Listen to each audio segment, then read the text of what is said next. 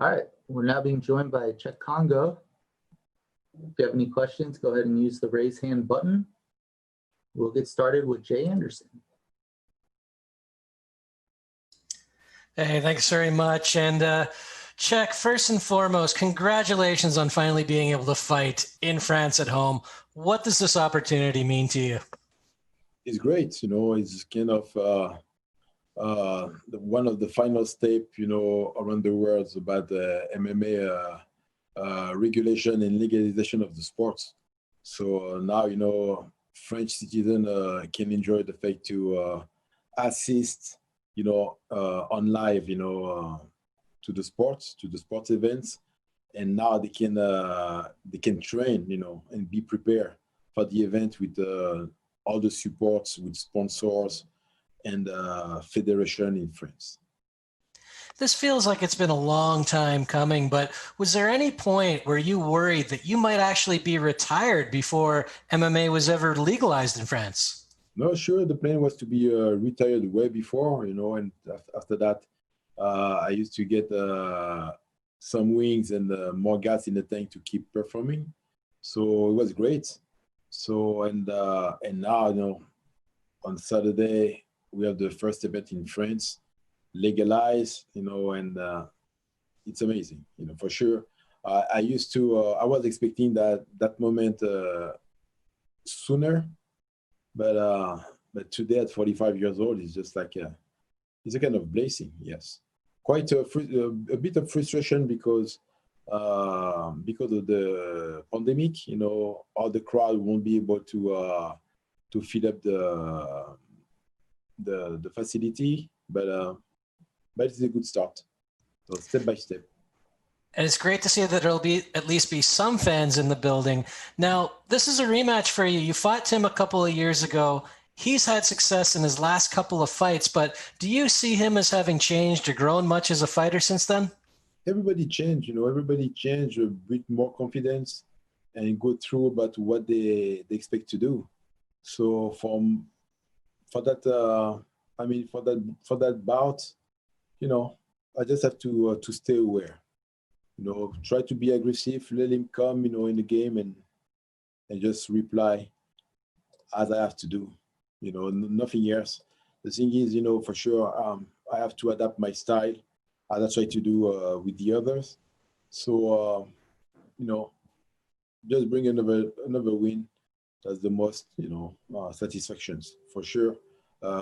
In the country, I have to sediment that win properly, with I should say with a good knockout, but you never know and you never expect when the knockout's coming. So that's why I'm not the kind of guys, who love to talk about it because, I'm not a magician or someone predict the future. Damon? Cheick, I had heard rumors before this fight got scheduled that there was talks of you fighting and rematching Ryan Bader this summer, and he ended up fighting Vadim Nemkov instead. Was there any truth to that? Did you have any discussions about fighting Bader before this fight with Tim Johnson came together? Yes, he was I used to hear, that news, pretty well, and I was ready for it, and at the last minute, he ran away and he decided to fight for the light heavyweight. But at some point, the thing is, for sure, my the way I used to get beat up was quite bitter to me because that's what I wanted to do on him first, but his opponent did it. So at the end, I was just like, what, that's fine. Just get the time to recover. And for sure, if everything is going very well by December and January, we will be able to put the dish again and get stuff on the right way. Yeah. I feel like I know the answer to this question, but I'll ask it anyways. If everything goes well this week and you beat Tim Johnson a second time, do you feel like the Bader rematch will be next? Oh, for sure. Definitely, yes. Thank you, Cheick. You're welcome. All right, we'll go to Ben Allen, followed by Donna Corby. Bonsoir, Cheick. Bonsoir. Obviously it's a huge significant moment for France, and you've been the poster boy for French MMA for so long now. We're starting to see a load of French talent emerging through. Who stands out to you out of the next generation of French MMA talent? Oh, we have so many. The thing is, a few of them signed to UFC. We have also some guys here in Bellator, but it's huge. It's huge. Everybody have the potential to be great, especially the one who used to bleed for the sport. And because just like everywhere, you always have people coming for the sports just to be seen, try to be famous, just for the fame. Yes, do the sport just for the fame, and they realize, when they get hit pretty hard, they just give up and get out of the track.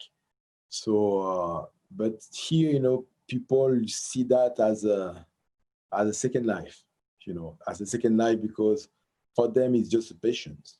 They used to become a patient, when they used to follow the sport all over the world through the network.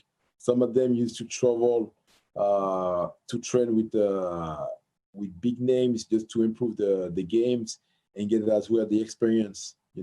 How the other country guys used to train, and what they miss in the French trainings. So, and they keep evolving, keep learnings. So yes, we have some really good talented fighters. So for that, I'm not doubting my concern, and also my wish is to make sure, those guys performing, get focused on what they do. Because sometimes, when you're doing very well, especially here, you get a little bit, not cocky, but just distracted by the performance, thinking like nothing can touch you. And at the end, surprise, they lose, get disappointed. And from that, sometimes, for the big athletes, it's pretty hard to come back. So, but for sure, here the French tank of fighters is well furnished. Yes. And at 45 years of age now, you're on the form of your life. You're in the shape of your life, arguably. Do you have any plans at all to basically hang up your gloves at a certain time, or are you just going to ride this train until the wheels fall off? Sorry, say it again. So you're 45. You're on the winning.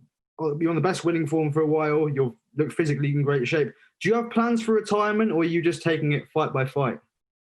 Honestly, I take it fight by fight. The thing is, as I said, I still have some gas in the tank, and the funny part of this is, I'm angry. I mean, I'm angry. Sorry, not angry, but I'm angry, and I like it. It's not technically, it's not for sure. The motivation is for sure. You have the motivation for the money, but it's just about the performance, and I like that. I really like it, and for sure, I do all the type of bunch of exercise, mental, to making sure I'm able to react properly, because for sure with the age, you're not having the right reflex, and everything is about reflex. Reflex attitude, the way you learn, the way you spar, and the way you visualize the fight in actions, and that's a good point, of my system to make me a great fighter at 45 years old. Merci beaucoup, Cheick. All right, Donna. Cheick, this is a very strange time in the world right now. There's a lot going on. Obviously, you're in a bubble for this preparation. You've fought in so many different arenas. You've fought in so many different promotions and at different times in the sport's history. How have you found the current preparations for a fight as opposed to your previous one? The thing is, for sure, it's not easy. Quite difficult, but the good thing is, my team, my training camp in California, Huntington Beach. So the Huntington Beach Ultimate Training Center used to set up the facility to give us the access. Give the access to the fighters to prepare to get prepared in safety. They did a really good job. Tiki Coach did a really good job with Paul Herrera to protect us.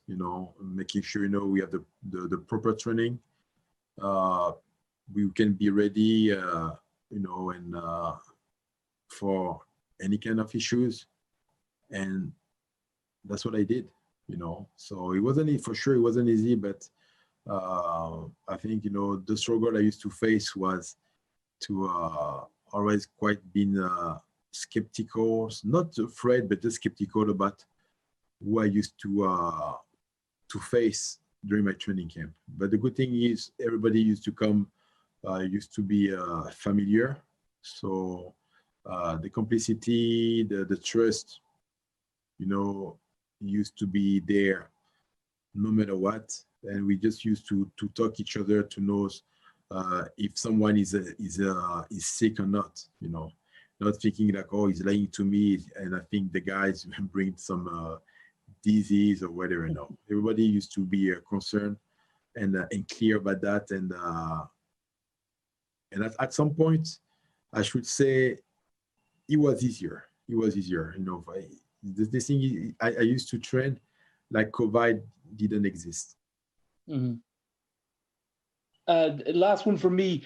I did want to ask you talked about Ryan Bader. I know that you want him next after a win this Saturday. But could I get your analysis of his unsuccessful title defense against Vadim Nemkov? Sure. Yeah. So the thing is, right away. So Emelianenko used to rush him. They used to face each other just to analyze the move, and at the time he just rushed him. He just threw bombs, and at the time he throws as well combo, and Bader wasn't able to react.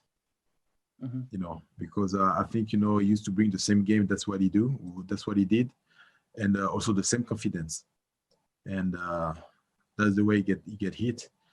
Because also Bader didn't like to receive to get beat. He doesn't like that. So he's not the kind of guys who can exchange, on the really big brawl. Me, you, no, he doesn't like that. Yeah. And that's the thing also who affected him because he was scared. The thing is when he get hit, just like said Mike Tyson, everybody have a game plan, but when they get hit, boom, big difference. Thank you. Giancarlo? Hi, Cheick. You're fighting now Timothy Johnson second time. Does it make it more difficult, though, to prepare for a rematch like this because the last time you guys fought, it was such a short fight? Yes, because you're always expecting to get the same result. So, and during that times, my guys, Timothy was grinding so bad to get better. So, and now you're gonna face me with another game. So just like, whoa, what to expect from him now? What I should do, be aware, and what I should do. So, and the good thing is, I never think about the guys fighting the same times. They always bring something else. And for my concern for this, it would be like, oh, no matter what, you're gonna try to take me down for the fight, and if not, you're gonna try to throw me the big punches he can. But the key for him will be like put him down. You're gonna say, hey, I have to put him down. I have to put Cheick Kongo down because I don't like his striking. And the thing is, sometimes it's a part of strategy or of game plan when you let some guys put you down because you need to rest, and at the time you can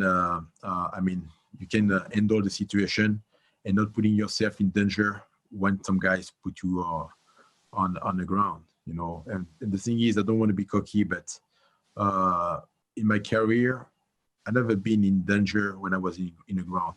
Probably one guy used to affect me pretty well, but I was injured. But he did was Kenny Velasquez. So, and the second one shook me like a chicken as Frank Mir, but for sure he was juiced. So, the thing is, at this level, I'm not worried to be in the ground. So he can go. The thing is that at some point, because he knows and think, my weakness will be on the ground. So, but at this level, he will be surprised, and I will reverse the pressure. So that's the reason, he will come, do what he needs to do to win, and I will do what I have to do to clarify it wasn't a mistake on the first bout. Same result, same issue, second times, and of course in France. Yeah, and you're now, you had 8 straight wins before that no contest with Ryan Bader. If you win this fight and for whatever reason the Bader fight doesn't happen for the title, would you be interested in fighting Fedor as one of his final fights? I don't care. I'm here to fight. The thing is, the crowd want me to fight. Bellator want me to fight. I will fight. That's it. Somebody hold the title for no reasons, and I should say, what the fuck? I used to be in the game and spending my time for 4 years not able to fight for the titles. What the fuck? Anywhere you can go, it's just what the fuck is that joke? Nobody used to fight for the title, and have an interim. I'm not greedy. I'm not. But just put on the table the interim belts. It's going to be good to face the actual champion or whatever, But even that, no opportunity. So it seems like I was a ghost. Yeah. Okay, I'll take one from Rick. Hello, how are you? Really good. Thank you. My question is, how hungry you are, how hungry you are getting back on the winning to get Ryan Bader back on the fight? How angry I am. You will see that on Saturday. The thing is, if you see my quarter, nothing used to be pleasant for me since I was born. I always used to grind every day to be a better person, to deserve what I deserve, and sometimes, you get people push the things away from you, and it's just annoying. But at some point, I have nothing else to say more than that. When you used to grind and improve and show people, how good you are, and how hard you work to preserve and maintain, the level, it can give you the ability to think about, yeah, this guy is still in the game, especially today at 45 years old. 45 years old, no juice, nothing about that, And I do my best. I do my best to be clear, to be fair, to do the job that everybody have to do. Some of the guys, some of my colleagues, failed, but I'm one of them, I should say, I'm probably the only one to perform in a good way, So I do my best. I'm just grinding, The thing is, I want to be a better person for myself. I prove things to myself, not to everyone. Nothing to prove, just to myself. And the way I perform today at 45, give you the definition about how angry I am. I'll take just a couple more, so we'll keep it to one per question, starting with Ben.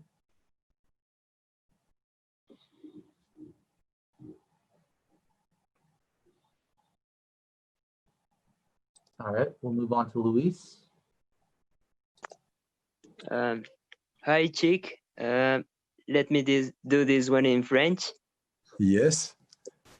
C'est 2020 et finalement nous sommes ici, le premier événement en France. Pensez-vous que vous deviez être là cet samedi soir pour le début, pas seulement pour Bellator, mais pour MMA sur les rangs de ligue? Si j'ai bien compris ta question,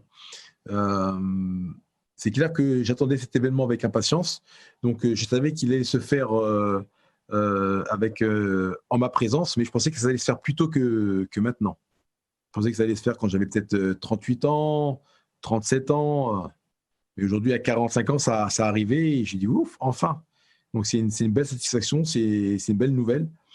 Et j'espère effectivement apporter, du moins, de mon expérience et surtout de ma prestance pour pouvoir donner le relais justement à la nouvelle génération française. C'est tout, Cheick, et merci beaucoup. Merci à toi. All right, we'll go to Lenny, How's it going, Kongo? followed Hey. by Matt. How are you doing?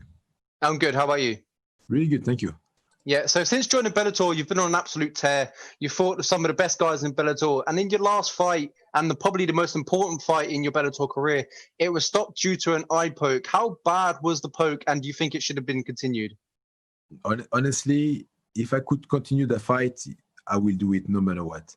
Yeah. But at the time, my vision was divided in 5 sides.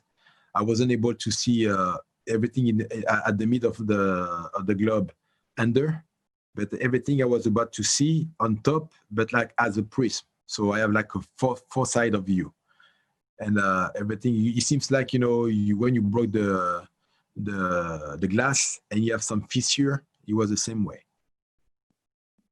Yeah, well, thank you so much, and good luck this weekend. Thank you.